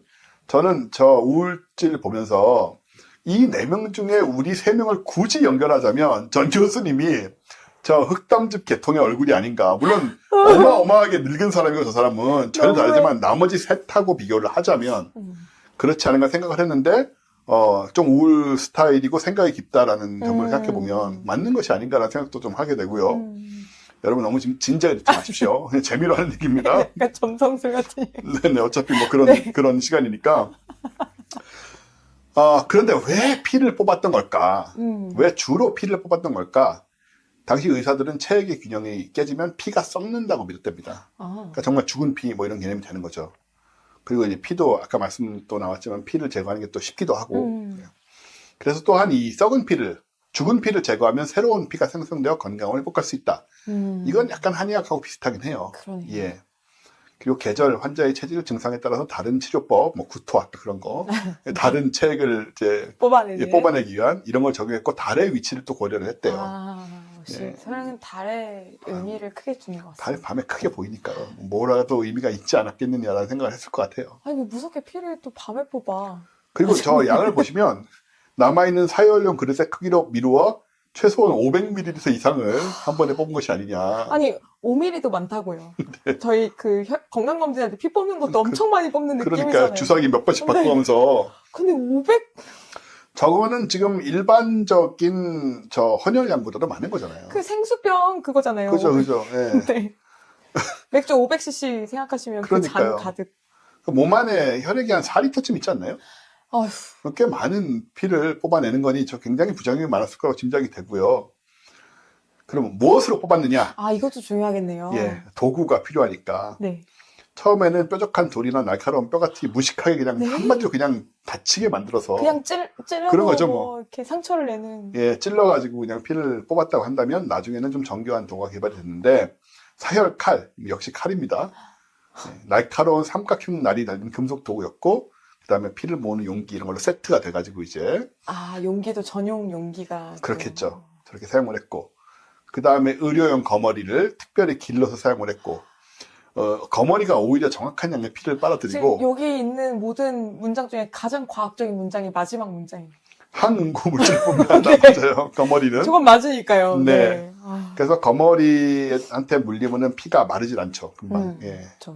굳질 않는다는 그런 문제가 있긴 한데 그렇다고 거머리한테 물려서 뭐 피가 철철 막 계속 나질 않으니까 어차피 네. 쓸 수 있었다라고 생각이 됩니다. 지금 보면은 뭐 저렇게 피를 뽑아내는 저런 사진 그런 것도 있고 그다음에 중세 사열 칼의 모습도 보이고요. 그 다음에 시술 부위는 질병의 종류와 위치에 따라 엄격히 정해졌는데 옆에 그림에 이제 시술 부위가 다 정해진 거예요. 아, 우리 한의학에서 왜 경혈 그려놓은 거랑 되게 비슷한 느낌에 되게 자세하게 막 써져 있잖아요. 저 온몸에. 근데 저는 한의학을 옹호할 수밖에 없는 게 한의학은 저기를 찔러서 피를 뽑아내지 않습니다. 아, 그쵸. 자극을. 적어도 주는 자극을 거죠. 주고 하는 그쵸, 거고 그래서 분명히 통증이라든가 뭐 이런 데 도움이 되기 때문에 딴 건 몰라도 도움이 되기 때문에 이것과는 다르다는 얘기를 드리고 싶고 네. 그래서 한의학이 아직도 대학에 살아남은 이유죠. 그쵸, 그게 그쵸. 저건 지금 대학에서 안 가르쳐 어느 전 세계 어느 나라 가도 저건 대학에서 가르칠 수가 없는 그 차이가 있다라는 거 분명히 얘기 드릴 수밖에 없고 네. 두통에는 관자놀이의 혈관을 흉통에는 가슴 통증이죠. 팔의 정맥을 전신 질환에는 목의 정맥을 사용했다고 하는데 목 너무 위험한데? 예, 저 굵은 정맥들을 목에 저 정맥 목에서 500ml를 뽑는. 각 부위마다 적절한 출혈량과 시술 시기를 정확히 기록하고 전수했다고 해요. 그리고 이제 문제는 그러다 사람이 죽고 네. 하는 일이 비일비재했다는 점이죠. 여기 전 교수님 써놓은 건데 방향을 잘못 잡은 연구를 아주 안드로메다로 갈 때까지 아주 치밀하고 집요하게 매진하면서 사람을 죽여온 셈이다. 전 교수님이 자료 만들 때 이런 얘기 한 번씩 하시죠. 그쵸. 네. 그 치밀하고 정말 틀린 것을 정말 정교하게 점선생도 그랬잖아요. 네. 틀린 것을 너무나 정교하고 너무나 과학적인 것처럼 세밀하게 발전시켜서 기록 그 중독자들처럼 막 이렇게. 예, 극한으로 몰아간 그런 케이스인데 야, 그림도 참 자비가 없네요. 네. 아, 그리고 잘 보면은 해부학적으로 그렇게 정확한 것 같지도 않고 그러게요. 대충 그려놓은 느낌이 완전 틀린 건 아니지만 네. 네, 해부학이라고 말하기엔 좀 부족한 대충. 네. 예, 그런 디테일이 좀 많이 떨어지는 느낌이 있습니다. 예, 16세기 초반의 그림이라서 그런 것 같아요. 자, 이제 비극들을 소개시켜드려야 되는데 조지 워싱턴이라는 우리가 모두 너무 다 아는 아는 사람이 사람이잖아요. 네. 이 사람이 바로 사혈법에 의해서 죽은 게 아니냐라고 의심되는 케이스예요. 세상에. 대표적인 사례인데 1799년 12월에 인후염 치료를 위해서 12시간 동안 자그마치 2.5리터의 피를 뽑았습니다. 저 정도 피가 뽑히면 정말 그 과다출혈로 사망하는 것이 현대 의학의 관점으로 제가 알고 있거든요. 1.5리터. 정말 무식한 방법으로 아주 옛날도 아니잖아요. 1799년이면 거의 뭐 19세기가 다 돼서 얘기인데 인후염. 인후염은 그냥 네. 근데 아이고. 저 때는 저희가 없었으니까 항생제가 없었으니까 아이고 세상에. 예. 그래서 당시 최고 의사들이 참여한 그림인가 봐요, 저게. 그럼에도 불구하고 이런 결과가 발생했었다라는 점에서 의학사의 중요한 전환점이 되었는데, 최고 의사들이 와봤자 할 수 있는 게 저것밖에 없던 시절이고, 사실 저 때는 제대로 된 의약품이란 것도 뭐 약초라든가 기타 등등 또, 정체를 알 수 없는 무슨 이상한 화학약품들 아니면 제대로 된 약이란 것도 없던 시절이잖아요. 그러다 보니까는 그냥 하던 대로 하다가 조지 워싱턴이 저렇게 죽었다라고 보여지는데, 이때만 해도 근데 사회요법에 대한 불신이 있긴 했대요. 그래서 이건 정말 인후염이 너무 심해서 아마 어쩔 수 없이 시도한 것이 아니냐라는 그런 의견도 있긴 합니다. 그래서 저 그림 밑에 보면 이제 타이어를 한 다음에 워싱턴에게 지금 피가 절반 이상이 뽑혀가지고 죽어가는 사람인데 당밀, 버터, 식초를 섞어서 먹을 걸 주었대요. 아, 식초. 그거를 때문에 거의 질식사할 뻔도 하고. 거의 뭐 부었구나. 네. 그러다가 이제 목에 물집이 생기니까 구토를 시켰고 관장을 했고 그다음에 세이지차. 예, 세이지는 저거 허브 중에 하나죠. 예. 예. 세이지차와 식초로 양치질을 시켰다는데 제 생각에는 피를 저렇게 뽑았으면 일단 절대 회복이 불가능. 예. 일단 뭐 뭘 해도 회복이 안 됐고 그나마 고통스러운 사람을 저런 것들로 더 힘들게 만든 것뿐이지 아니, 그냥 않는가. 소금물로 가글을 시켜. 아, 어떡해. 예, 너무- 그래서 우리 파운딩 파더라고 하는 미국의 아이고. 초대 대통령인 워싱턴은 저런 식으로 죽어갔다라는 전혀 것입니다. 몰랐네요. 와. 네. 그리고 극단적인 사열의 사례들이 있습니다. 이건 사진이네요? 그림이 아니라? 네, 저거는 이제 1918년이니까 아. 20세기까지 쓰였다는 아까 말씀드렸듯이 그렇구나. 일부 지역에서는 20세기까지도 피를 뽑고 또 심지어 뭐 피를 마시고 뭐 이런 등등의 사열법이 쓰였다라는 건데요. 프랑스의 의사 브루세이는 18세기부터 19세기 중반까지 산 사람인데 더 많은 피를 더 자주 더 많은 환자에게서라는 그런 처방을 주장을 했다고 해요. 이 생리학이 19세기 파리에서 가장 인기 있는 의학 이론이 되었고요. 여러 가지로 이제 질병의 원인을 모르니까 저 때만 해도 아직도 그 세균 관련돼서도 뭐 명확하지 않았을 때고 네. 그러다 보니까는 뭐 일부 질병은 그냥 흥분이나 자극으로 생기는 것이다. 그리고 위장관계 염증이 열병의 원인이다. 그러니까 이런 경우들에는 이제 가벼운 혈액 방출로 모든 질병을 치료할 수 있게 되는 것이다. 그리고 어떤 환자에게는 이 목적을 위해서 몸 위에 90마리의 거머리를 놓으라고 처방을 하기도 했대요. 90마리면 조금 위험할 수도 있지 않나. 고문인데요? 예, 생각이 되고 브루세이라는 사람의 영향력으로 매년 4천만 마리의 거머리가 프랑스로 수입되었다고 해요. 4천만 마리. 예, 저걸 위해서 거머리를 잡는 사람들이 또 따로 있었겠죠. 어마어마한 양의 거머리가 잡혀서 프랑스로 수입이 돼서 저런 식으로 쓰였을 것이고 나름 이제 저기에 의존해서 먹고 사는 사람도 생겼겠네요. 저 정도면. 그러게요. 하나의 산업이 됐을 것 같아요. 네, 잠시나마. 네. 소화 불량에 걸렸을 때는 5, 60마리의 거머리는 약 15회 정도 몸 전체에 됐다고 합니다. 결국 이 사람은 나중에 골사학을 강의하는 쪽으로 가서 전반적으로 그 무지의 발로였던 저 사이비 의학의 좀 다양한 경로를 겪은 사람이 되는 세상에. 그런 사람이고요.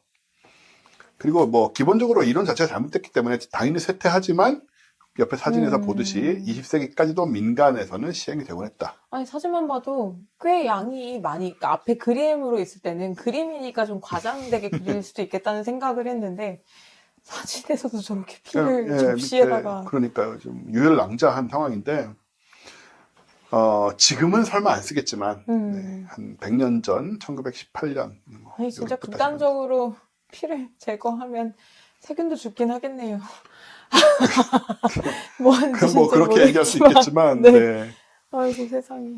그리고 이걸 이제 한 사람들이 사실은 정식 의사가 아니고 이발사들이었다는 거. 아. 이발사 겸 외과 의사들. 네. 네, 저기 지금 그림에 보이듯이 이발하시는 분들이 옆에서 사열도 같이 하고 뭐 그런 상황인데 이발사 겸 외과 의사, 바버 하고 서전을 같이 이제 직업으로 갖고 있는 사람들이죠. 네. 중세에도 굉장히 중요한 사람들이었고 네. 만능 장인이라고 하는데 이발 면도를 할 뿐 아니고 발치, 절단 수술, 심지어 관장 이 모든 것을 수행하는 존재들이었습니다. 의사들은 왜 이걸 안 했느냐? 의사들은 실제로 의료 행위를 하기엔 너무 고상한 존재인 거예요. 그래서 실제로 피 뽑고 뭐 자르고 뽑고 입 뽑고 하는 것들은 의사가 직접 하지 않고 의사는 이론을 개발하는 것이죠.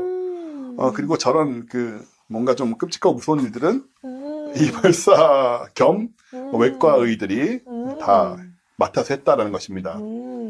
고양이다, 고양이. 진짜 뼈가 느껴져. 자, 저희 고양이 나타났습니다. 지금 여기. 아이고, 만져서 다시 일어났네. 앉았는데 방금.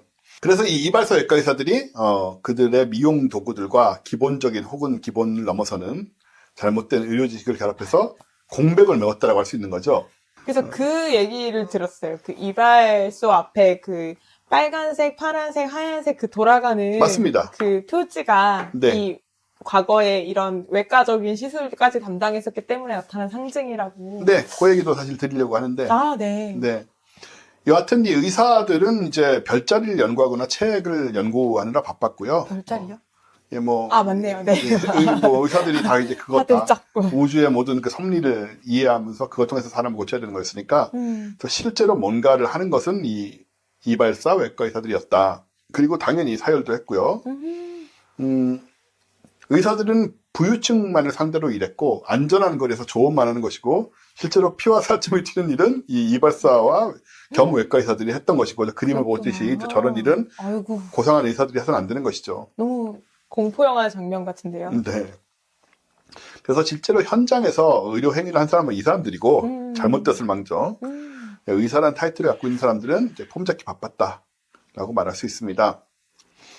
이발소라는 것이 그러니까 참 뭐랄까 머리가 길어도 가고 일을 뽑아야 해도 가고 아파도 가고 뭐 이런 어떤 의미에서는 서민들한테는 되게 원스톱으로 여러 가지 문제를 해결해주는 우리 동네 주치. 네, 그런 공간이긴 했던 것 같아요. 그리고 말씀하신 것처럼 이제 저 기둥들이 저런 식으로 쓰였죠. 네. 아, 그렇군요. 이 이발사 외과의사들은 면도칼로 정맥을 절개하거나 거머리를 사용하는 사열 기술의 달인이 될 수밖에 없는 그런 입장에 있었고 날카로운 칼이나 란셋을 이용해서 정맥을 열고 그다음에 피를 뽑아내는 그런 작업을 많이 했습니다. 그리고 정맥을 도드라지게 하기 위해서 막대기를 사용했고 우리 이제 손 묶는 거랑 비슷한 방식이겠죠. 정맥 피 뽑을 때 고무로 묶어서 네. 하는 경우 있잖아요, 그죠? 막대기를 눌러가지고 아마 정맥이 도드라지게 하지 않았을까. 그리고 거머리 담는 접시, 피를 담는 대야 이런 것들은 기본 이제 시스템 구조로 갖추고 있었겠죠. 그리고 말씀하신 대로 이발소 기둥의 빨간색은 사열을, 흰색은 붕대 혹은 발치나 골절 치료를 의미하고 파란색은 일설에 의하면 미국에서 애국심을 표현하기 위해서 미국 깃발 뭐 그런 것 때문에 넣었다고 얘기되는데 어떤 해석에서는 정맹혈을 상징한다라고도 말을 한다고 해요. 그래서 영국 실제로 그렇습니다. 영국 이발소 가면은 빨간색하고 흰색만 있어요. 그렇구나. 예. 저 파란색은 미국에 있고 우리나라에도 파란색이 들어왔죠. 네. 미국 따라서. 저 이발소 기둥에 르네상스 시대에는 프랑스에서는 피를 받는 대야가 같이 붙어 있는 경우도 있어가지고 예. 그걸 요즘은 그런 것은 없겠지만 네. 그런 시대였다고 합니다. 그래서 이 사열요법이라는 것이 지금 제가 받은 자료는 이게 끝인데 굉장히 오랜 기간 동안 뭐 이걸로 말씀대로 이걸 하다 보면 뭐 피를 뽑는 자극으로 인해 정신이 좀 드는 경우도 있었을 수 있고 그리고 그 피 속에 돌아다니는 세균의 절대량이 좀 줄어드는 그런 경우는 있었겠죠. 그래서 뭐 나는 경우도 있었겠지만 여하튼 간에 아까 조지 워싱턴의 경우에 보듯이 너무나 많은 피를 뽑고 그렇죠. 그 과정에서 죽어간 사람이 얼마나 많았을까. 그렇죠. 사실 치료된 사람들은 아주 작은 병들, 막 거머리로 조금 뽑아내는 것 정도로 치료된 사람들이 있었을지 몰라도 그 피해가 뭐 이루 말할 수 없이 막심했던 그런 치료법이었다. 다시는 우리가 겪어서는 안 될 그 역사의 오류라고 생각이 됩니다. 출혈도 출혈인데 그 전후로 뭐 소독이나 이런 것들이 사실은 전혀 없죠, 위생적이지 않았을 테니 네. 오히려 그런 감염으로 인한 사망도 많았을 것 같다는 생각도 드네요. 그 저 때의 의학이라는 생각을 해보면 일단 사실 그렇잖아요. 소독약과 그러니까 그 세균에 의한 감염이라는 개념, 그다음에 소독이라는 개념, 그리고 항생제 이런 것들이 출현하기 전에는 항생제는 심지어 20세기도 드러났잖아요. 그렇죠? 저 페니실린이 노벨상을 받았으니까. 그리고 그 백신 종두법 이런 몇 가지들이 근세에 들어와서 개발되기 전까지는 사실은 의학이란 건 합리적인 의학이란 건 존재하지 않았다라고 보는 게 맞는 것 같아요. 그러니까 병이 걸리는 기저를 기작을 전혀 모르고 있는 상태니까 물론 이제 뭐 팔다리 부러지면 어떻게 이렇게 맞춰가지고 뭐 이런 건 할 수 있을지 모르지만 병에 걸리거나 감염이 되거나 뭐 이런 식의 상황들은 속수무책 그 자체였던 것 같아요. 그러니까 뭐라도 해보려다 보니 기왕에 갖고 있는 뭐 사원수술 이런 것과 연결시켜가지고 이렇게라도 하면 말씀하신 대로 이게 당시로서는 어쩔 수 없는 부분이니까 이렇게라도 함으로써 뭐 푸닥거리 하는 그런 식이 아니고 뭘 그나마 몸과 어떻게 이렇게 뭐 자르기도 하고 째기도 하고 뭐 붙이기도 하고 이러면서 낫게 하려는 그런 몸부림이었다. 라고 해석을 하면 한편으로는 또 너무 욕할 것만은 아니지만 항상 그런 것 같아요. 피를 무조건 뽑을 수 있는데 항상 아까 그 프랑스 의사처럼 극단으로 가는 사람들이요. 최대한 많은 피를 최대한 많은 사람에서 뽑아내야 된다는 식의 그런 사람들이 정말 큰 피해를 입히잖아요. 결국 이것도 뭐 그런 경우들이 있었고 그래서 막 엄청나게 많은 거머리를 뭐 수천만 마리를 수입을 해왔다느니 뭐 이런 얘기가 나올 정도로 지나간 과학. 그래서 옛날에는 이게 딱 그거죠. 예전에는 그때는 맞고 지금은 틀리다. 아직도 지금 문장을 제대로 구사 못하고 있어요. 그때는 맞고 지금은 틀린 것이 딱 이 케이스가 되겠습니다. 전 교수님이 자료를 다 만들어 주셨고 네. 저는 전달받아서 뭐 아는 얘기였기 때문에 다행히 이렇게 저는 전달자 역할을 했기 때문에 뭐 어쨌든 이 내용의 크레딧의 3분의 2는 전 교수님한테 가는 게 맞다 생각을 하고요. 이런 것은 사실 무한히 나오죠. 이런 비과학적인 부분들이라던가 그러니까 비과학적이라기보다 우리가 가진 관점은 그때는 맞고 지금은 틀리다이기 때문에 그런 것들은 정말 많은데 얘기하신 것처럼 저 중에서도 사실은 이건 아니겠지만 어떤 부분들은 또 살아남아서 그 일부는 과학으로 연결된 것들도 있고요. 그죠? 나름 과학으로 하려고 했던 것들이니까 완전히 부정된 케이스도 있을 것이고 연결된 케이스도 있을 것이고 사실은 지금도 그런 생각을 합니다. 우리가 아는 것들은 과연 미래에도 오를까? 항상 그 생각도 해야 되잖아요. 지금 우리가 맞다고 생각하는 것이 다 맞을 리는 없거든요. 그쵸. 그럼 우리가 모든 걸 다 알아낸 거니까 끝났죠, 사실 다.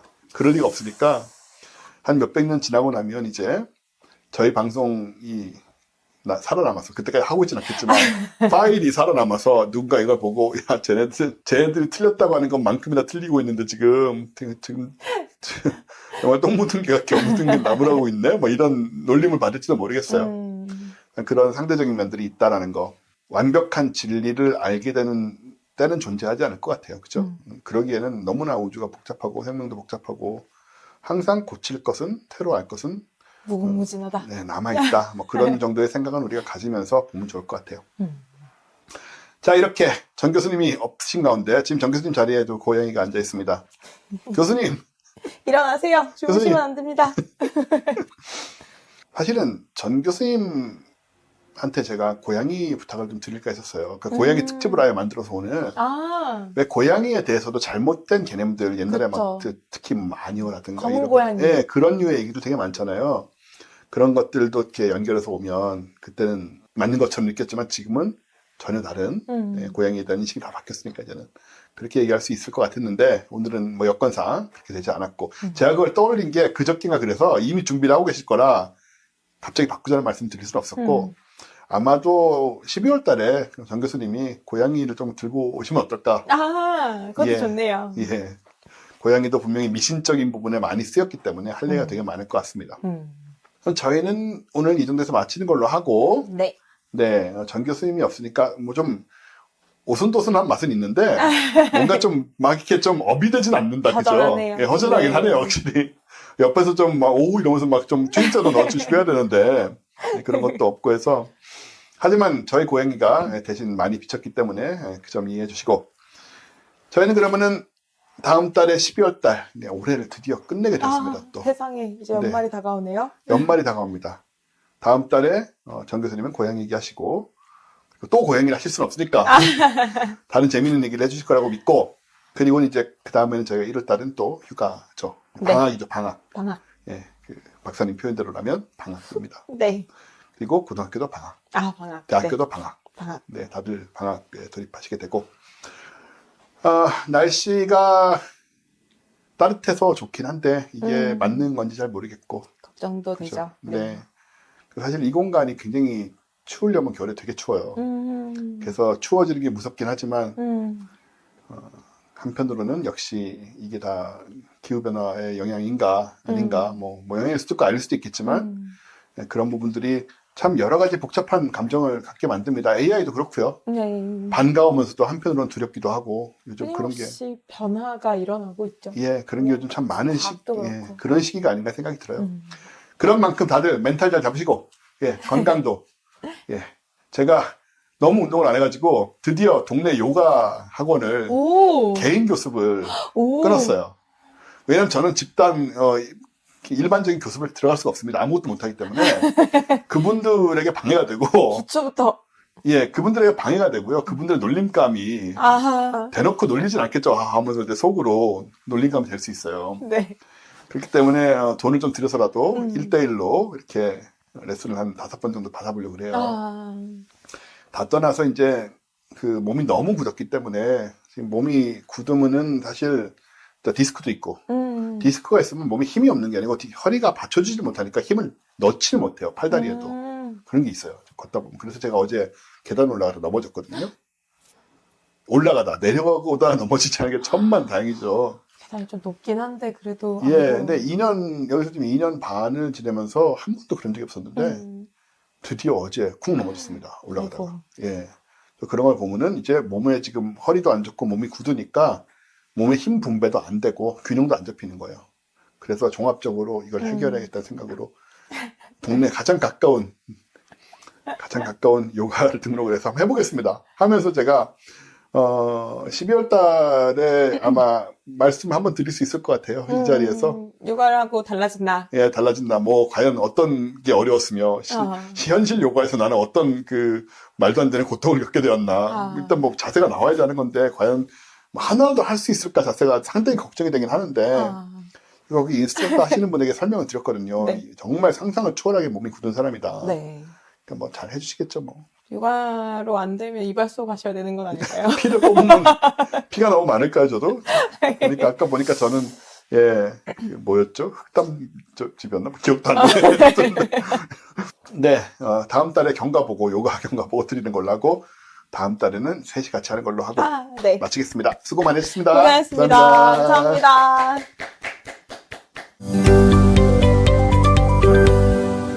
과학하고 앉아있네.